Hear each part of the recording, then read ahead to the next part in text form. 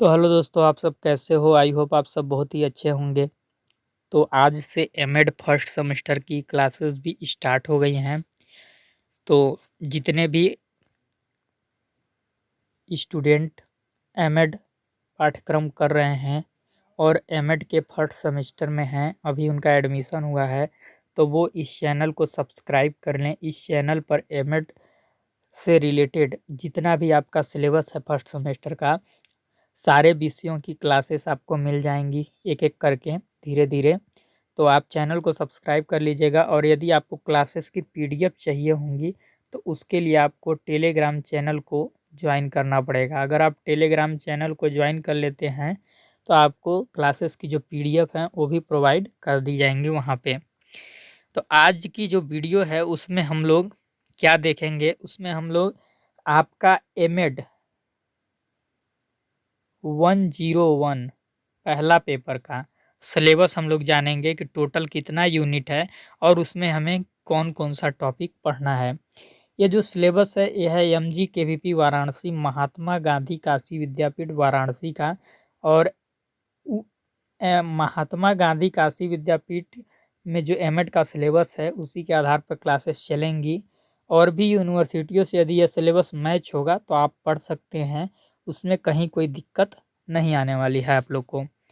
ये जो पीडीएफ है कोर्सेस पॉइंट के द्वारा बनाया गया है। तो हम आपको कैसे अच्छा नॉलेज दे पाएँ इसके लिए हम काफ़ी मेहनत करते हैं। तो आप भी चैनल को सब्सक्राइब करके हमारा मनोबल बढ़ाया कीजिए।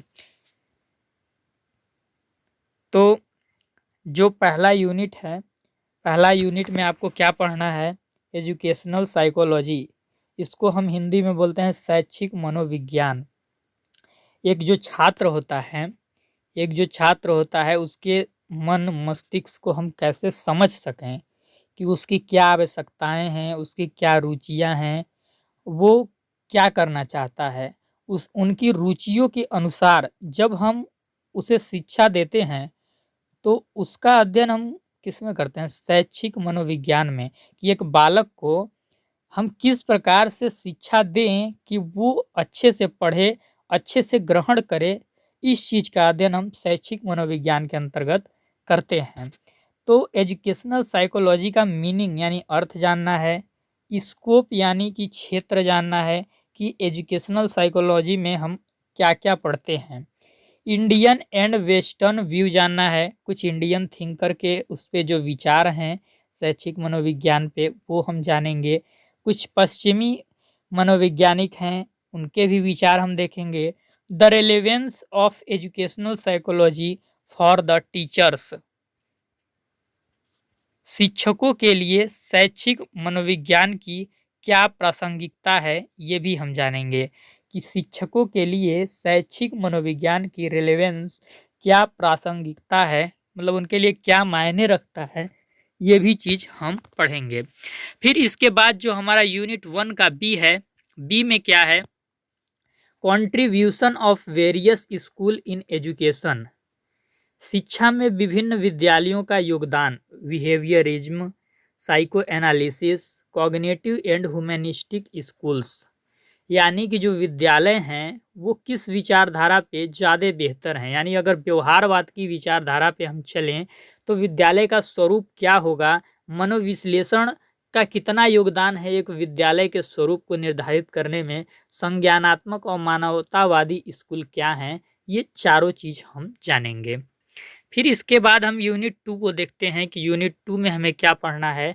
तो यूनिट 2 में हमें पढ़ना है थ्योरीज ऑफ लर्निंग, अधिगम के जो थ्योरी हैं उनको हम पढ़ेंगे। सबसे पहला जो हम थ्योरी पढ़ेंगे वो पढ़ेंगे हम बंडूराज सोशियो लर्निंग थ्योरी, जिसको हिंदी में हम बोलते हैं बंडूरा का सामाजिक शिक्षण सिद्धांत।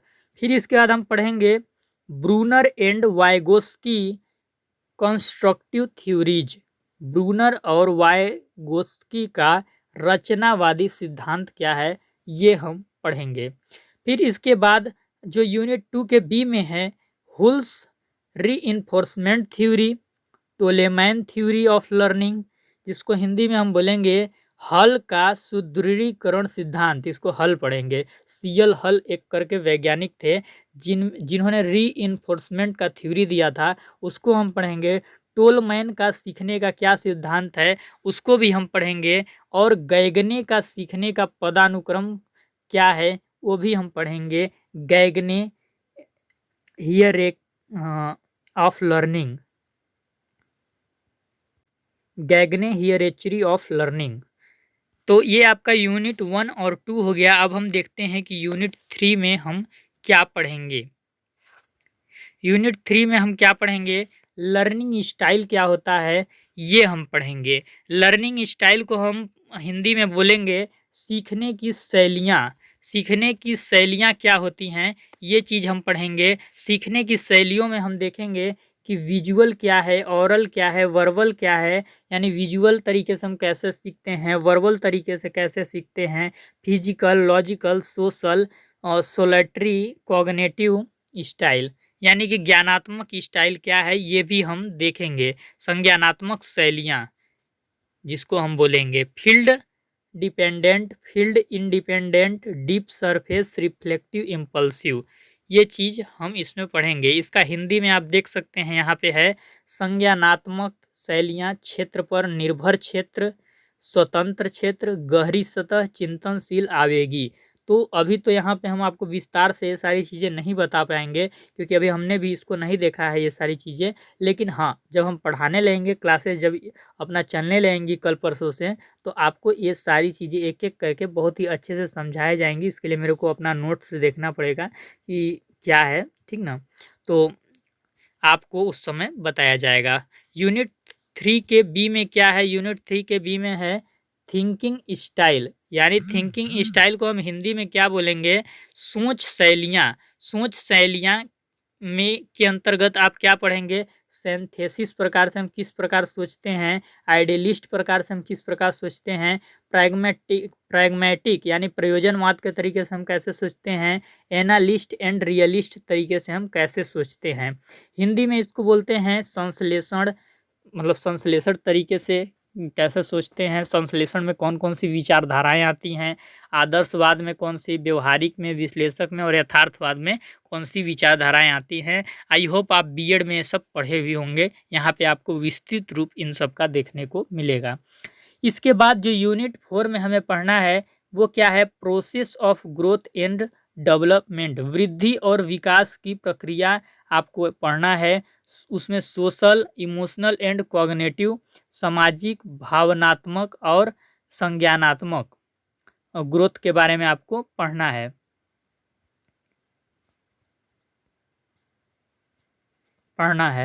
फिर इसके बाद क्या है, Indian concept of development, Indian concept of development, भारतीय विकास की अवधारणा संस्कार के विशेष संदर्भ में। इंडियन कॉन्सेप्ट ऑफ डेवलपमेंट का इंडियन कॉन्सेप्ट पढ़ना है कि किसके रिफरेंस में, तो संस्कार के रिफरेंस में। ये चीज़ हम लोग यूनिट 4 के ए में देखेंगे। फिर इसके बाद यूनिट 4 के बी में हम क्या देखेंगे, थ्योरीज ऑफ डेवलपमेंट, विकास के सिद्धांत। विकास के सिद्धांत में हम देखेंगे एरिक्सन का साइको सोशल डेवलपमेंट, यानी एरिक्सन का मनोवैज्ञानिक सामाजिक विकास, और कोहल वर्ग का मोरल डेवलपमेंट, कोहल वर्ग का नैतिक विकास। फिर इसके बाद क्या है, लैंग्वेज डेवलपमेंट थ्योरी, स्किनर का क्या है पढ़ेंगे। और इसके बाद आपका चॉम्स्की एंड का क्या थ्योरी है, ये चीज हम पढ़ेंगे। चॉम्स्की एंड वाइगस्टिक, नहीं वाइगोस्की है, वाइगोस्की, यहाँ पे गलत ट्रांसलेट हो गया है।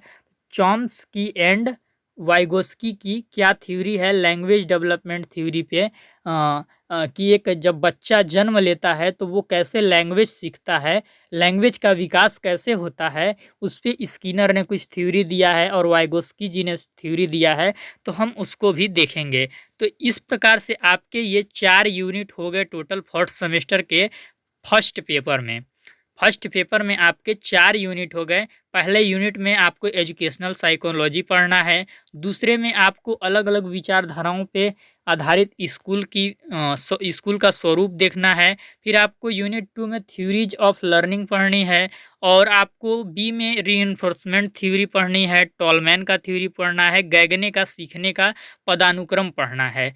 फिर इसके बाद आपको यूनिट 3 में लर्निंग स्टाइल जाननी है, थिंकिंग स्टाइल जाननी है और यूनिट 4 में आपको ग्रोथ एंड डेवलपमेंट का क्या प्रोसेस होता है वो पढ़ना है, इंडियन कॉन्सेप्ट ऑफ डेवलपमेंट पढ़ना है और यूनिट 4 के बी में आपको डेवलपमेंट का थ्योरी एरिक्सन का पढ़ना है और आपको लैंग्वेज डेवलपमेंट थ्योरी पढ़ना है। तो इस प्रकार से आपको टोटल 4 यूनिट में इन सभी टॉपिकों को टच करना है। तो यदि आप चाहते हैं कि आपको प्रॉपर वे में क्लास मिले और उसकी पीडीएफ भी आपको टेलीग्राम पे प्रोवाइड हो जाए, तो आपको ज़्यादा कुछ नहीं करना है। हमारा मनोबल बढ़ाने के लिए आपको एक छोटा सा सब्सक्राइब करना है, वीडियो को शेयर करना है, जितने भी एमएड के विद्यार्थी हैं सभी तक वीडियो पहुँचे और उनको प्रॉपर वे में सारी सीरीज में क्लास मिल जाए ताकि उनको कोई भी दिक्कत न हो। तो आप इतना तो कर ही सकते हैं। वीडियो के डिस्क्रिप्शन में आपको टेलीग्राम चैनल का लिंक मिल जाएगा, तो आप टेलीग्राम चैनल का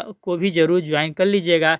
पीडीएफ हम आपको वहीं पे प्रोवाइड करा पाएंगे। वीडियो को देखने के लिए बहुत बहुत धन्यवाद।